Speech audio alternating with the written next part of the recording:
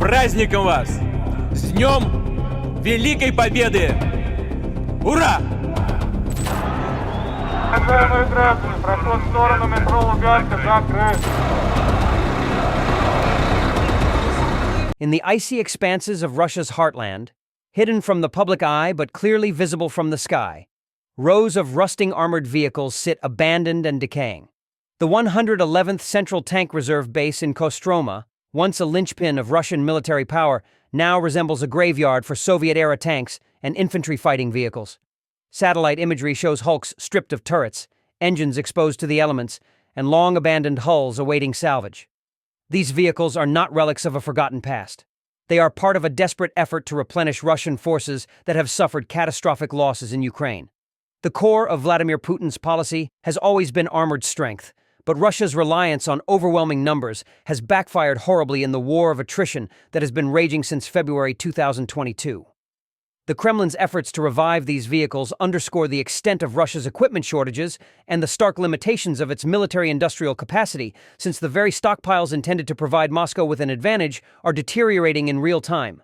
Since the invasion began, Russia has lost more than 11,000 tanks and more than 23,000 armored battle vehicles, according to the Ukrainian Ministry of Finance. These losses overwhelm yearly manufacturing capacities and highlight the tremendous strain on Russia's reserves. The story of the 111th Central Tank Reserve Base exemplifies the broader struggle of a military caught between ambition and reality. When the invasion of Ukraine began, Russia launched it with enormous quantities of armored vehicles, relying on mechanized assaults to overwhelm Ukrainian defenses. The strategy was simple: mass, momentum, and attrition. Yet, Ukrainian forces repeatedly demonstrated resilience, using drones, anti-tank guided missiles, and tactical ingenuity to inflict heavy losses on Russian armor. Consequently, the seemingly endless supply of armored vehicles has been drastically reduced. The Kostroma base has been stripped of its last remaining tanks and IFVs, according to satellite imagery examined by OSINT specialists, including those referenced by United 24 media. Many of the remaining units are in such bad shape that they are either being scrapped completely or cannibalized to repair others. For every car that Russia is able to repair and ship to Ukraine, 2 or 3 more are disassembled to provide the parts, according to analysts.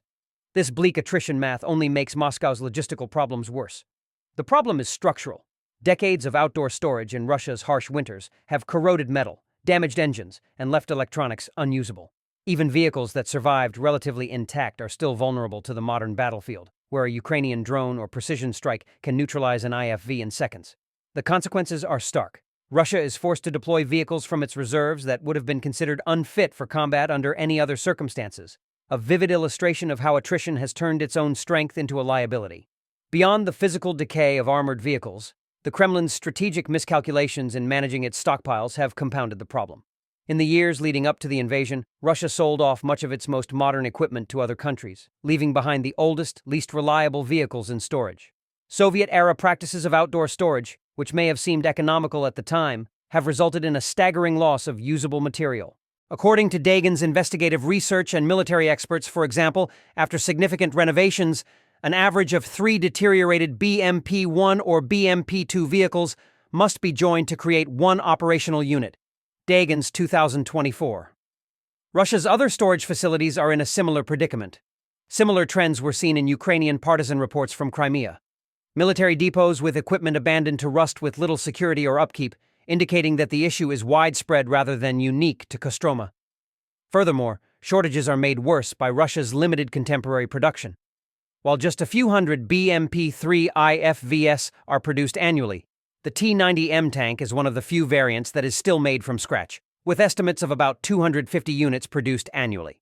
Against battlefield losses that reach thousands per year, production is hopelessly insufficient. The logic of mechanized warfare that Putin relied on has been undermined by these twin forces: the relentless destruction of Russian armor on the front lines and the erosion of reserves in storage, leaving Moscow with a dwindling arsenal composed largely of vehicles barely fit for battle. As 2025 progresses, the implications of these shortages are becoming increasingly apparent. Analysts from the Institute for the Study of War and other defense think tanks argue that the remaining reserves will not allow Russia to sustain large-scale mechanized offensives for much longer, ISW 2025. Even with nearly half of its pre-war tank and IFV stockpiles still on paper, much of that equipment is inoperable or requires extensive restoration. The summer of 2025 offers a stark illustration. Russia's reported losses of tanks and armored vehicles were lower than in previous years, not because the Kremlin achieved military success, but because fewer operational vehicles remained on the battlefield, forcing Russian forces to rely increasingly on infantry assaults. This adaptation may preserve personnel in the short term, but it exposes the Russian military's vulnerability and strategic inflexibility. Every rusted hull pulled from Kostroma or another reserve depot is both a desperate stopgap and a reminder of how attrition has hollowed Russia's armored might. As the Kremlin scrambles to maintain even a fraction of its mechanized capabilities, Ukraine's ability to target remaining armored units and depots continues to shape the war's trajectory. The ongoing decay and cannibalization of Russia's reserves illustrate a sobering reality. In modern conflict, the condition of military assets matters as much as their numbers, and when attrition meets neglect, even the largest stockpiles can become little more than relics of ambition, rusting silently in the cold Russian landscape.